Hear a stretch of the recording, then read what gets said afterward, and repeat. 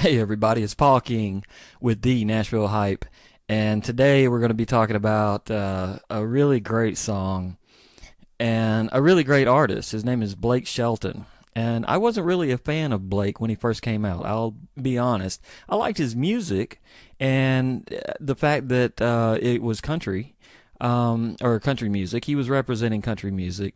But I've never met the guy, and I don't really know the guy, and I wasn't sure that the personality that he had or portrayed would necessarily mix or match with the one that I wanted in a country music star or artist. I don't know. It took me a long time to warm up to the fact that number one, this guy is the real deal, and number two, he's really good. Um, and maybe if Kane Brown is going to kill country music, maybe, just maybe, Blake Shelton will be the one to save or bring country music back to life.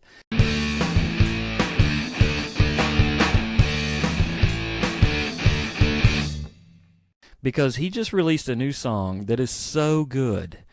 It harkens back to the days of old country music in the sense that it's not a Christian song, although it's a very Christian song. Uh, Elvis used to do Christian music. Hank Williams, who is mentioned in his song, he did Christian music. Country music and Christian music has always been tied together.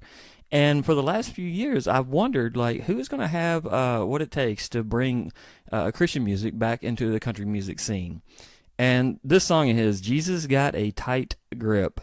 Man, it's really good. Very well written. The bridge, maybe that was kind of a pass through. I don't know. I think the bridge could have showed a little difference in the song. I don't know.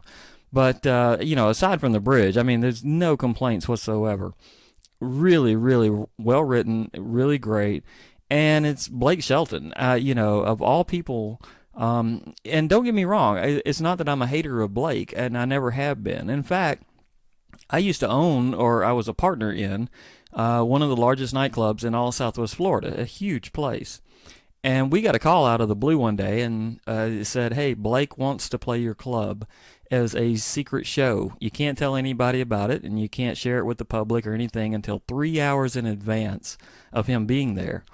And it turns out that he had done this at another club, or had tried to do this in another club in Florida, and he wasn't able to because people blabbed. And as soon as people blabbed, it was over. He needed to find another venue, and what he chose was the venue that I was a partner in. He came within 24 hours. 3 hours before the show, we put it on the radio and said, "Hey, guess what? Secret show, Blake Shelton's here." And of course, the place packed out. It was going to pack out anyway because it's the place that in town that always packs out. And don't get me wrong, it's a 10,000 square foot club. It's huge. It's always full. It always does well. But with Blake Shelton there, you're talking about overcapacity and bringing the fire department, because there's so many people. Well, this guy, Blake, man, he put on a 3.5 hour show. And he did not only do his own songs, he did songs from generations ago, the 50s, the 60s, 70s, 80s, 90s. He did hit songs that other people have had, and he did a quality killer show. It was awesome. And so that's really when I started to have respect for him. I mean, obviously he's on The Voice, and he's been on that show for 1,000 years.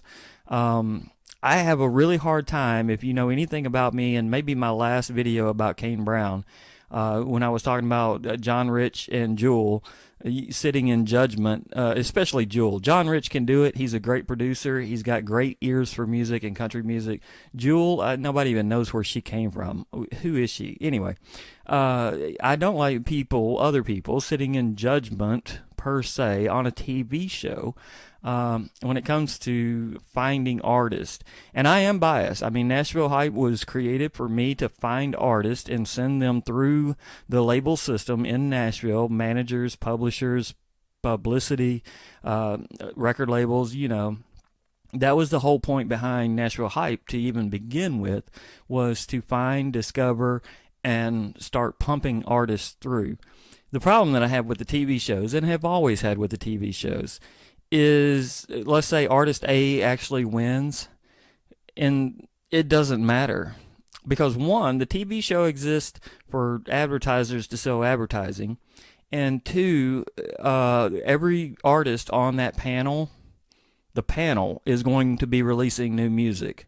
So even if you do win one of those shows, those TV shows, and I've had artists, I've represented artists in public relations and getting record labels and getting record deals and signing record deals that have been on shows and programs like that in the past. I just don't like it. But that's a total aside. This Blake Shelton song, it's awesome. It might save country music if radio gets on board, which maybe they will. This, as of right now, this thing has 557,000 views on YouTube. It's live from the soundstage sessions. I don't know. I don't know if they're going to get on board or not. Ultimately, I'm going to have to start listening to country music on the radio. And it's something that I will admit, I don't do it. If I'm driving around, I'm on K-Love or I'm on Way FM, the Christian music stations.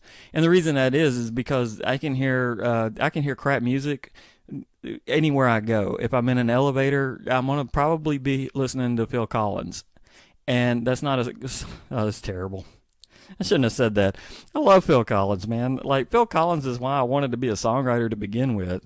It's not about Phil Collins. The point being is I can listen to terrible music everywhere. But in my truck, if I'm driving around and I already have anger issues at the other drivers that I have to be driving around because they're usually from another state and they're terrible, I listen to Christian music because hopefully it keeps me calm. It doesn't keep me calm. It just makes me think, oh, wow, I'm not listening to country music where there's a snap going on the whole time. This song does not have any snap. This song is country music. It's exactly what Blake might have released in the mid-90s or early 2000s. I don't know even when his career started. But whenever he came out, like, it sounds like something that he would have released way back then.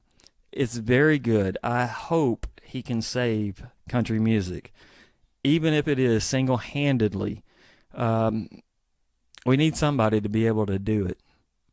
Let's just all be honest. Somebody has to come and do it. If it's Blake, all the better, because he's been around a while. He's kind of like an elder statesman at this point in country music.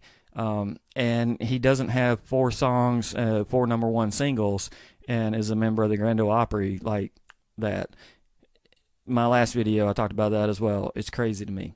But anyway, Jesus Got a Tight Grip. It's a really good song. Really well written. Like, man, they knew what they were doing when they were crafting this song, because this is the art and craft of songwriting. Except for maybe, as I said in the beginning of this video, the bridge. I just, for whatever reason, I thought that thing was going to be a lot stronger. I thought the wordage, the verbiage, what was going into it was going to be a lot stronger. It wasn't. And maybe if I was the publisher on that, I would have said, don't you think you should do something different? But no complaints. I mean, 99.9 out of 10. I don't know. If we were in the Olympics, it would be a 9 out of 10, I guess. Very good stuff. So maybe he comes back and he saves country music. The other thing, and I saved this to the very end of the video, knowing or hoping that people are not going to watch, in a sense. I mean, I want everybody to watch these videos. I want everybody to see them and subscribers to go up and all of that. And I really want the podcast itself to take off. And ultimately, Nashville Hype is probably going to be a podcast, but where I just get on the mic and I get to talk about Nashville. And not only music and country music and things of that nature. Nashville Hype, the Nashville Hype, is going to be talking about everything. Business, banking, travel, insurance, housing, real estate, you name it. Healthcare, which is really huge here. Anything and everything that has to do with Nashville. Nashville's growing. It's doing really well as a city. It's got a long way to go to grow. And so it's not going to be a show only about country music or music publishing or anything like that. There's going to be a resemblance to it because obviously I lived in that world, and that's where the blog, Nashville Hype blog, resided. But okay, so here's the second thing that I want to talk about in this video. As you know, I grew up with, or I say as you know, as you may not be aware, okay, I grew up with Eddie Rabin. My first girlfriend was Georgette Jones, which is George Jones and Tammy Wynette's daughter. And I used to go grocery shopping with Johnny Cash. I grew up in the country music world, but mostly when I was like 15, 16 years old, I met one of my best friends, and his dad was a country music singer, Eddie Rabin. And more than a country music singer, he was also a songwriter. And for however many times he's been nominated to the the Songwriter Hall of Fame. And I've written songs myself personally with people that are in the Songwriter Hall of Fame who have since passed away or whatever. Eddie Rabin deserved to be there this year. There's no question about it. And it's so difficult for me to see that he's nominated, and I don't know that he's excited. I've not talked to him. I don't know that he's excited to be in or not, but I'm excited. I'm excited for him because he literally deserves to be in the Songwriter Hall of Fame. I mean, for crying out loud. And so I'm very disappointed that once again these people have totally blown it. Not that the people that were actually inducted this year into the Songwriter Hall of Fame, not to take anything away from those. Those artists deserve to be there. They fantastic artists, Dwight Yoakam and others. But man, you need an Eddie Rabin in the Songwriter Hall of Fame. The guy has done a lot for country music and for music in general. Even if the larger population don't know or necessarily recall, man, you got to have him in. So anyway, that's the Nashville Hype. Our website, my new website, is thenashvillehype.com.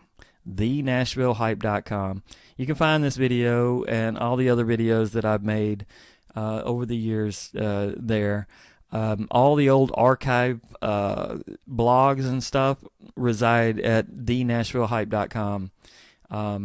And of course, we got the YouTube channel here, YouTube/user/Nashville Hype.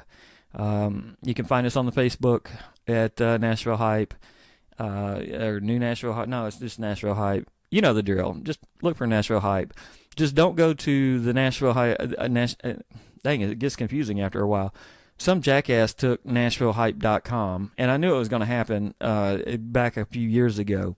I thought, well, I'm totally done with this. I don't even really want to be here doing Nashville Hype, let's say.